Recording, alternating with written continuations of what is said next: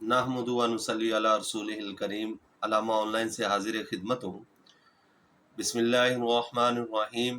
مسلمۃ لا شیۃ فیہا، یہ آیت پہلے پارہ سورہ بقرہ میں موجود ہے، اور اس آیت کے جو برکات ہیں اور مشاہدے میں بھی ہیں اور مجرب عمل ہے کہ کسی کے دھدری ہو، پھوڑے پھنسی ہو، یا چہرے پہ چھائیاں وغیرہ ہوں، یا کوئی دھدری وغیرہ، چمبل وغیرہ، کوئی بھی ایسی چیز ہو، تو 313 مرتبہ اس آیت مبارکہ کو پڑھ کر سرسوں کے تیل پر دم کر لیں، اور اس کے بعد اس تیل کو مسلسل استعمال کرتے رہیں۔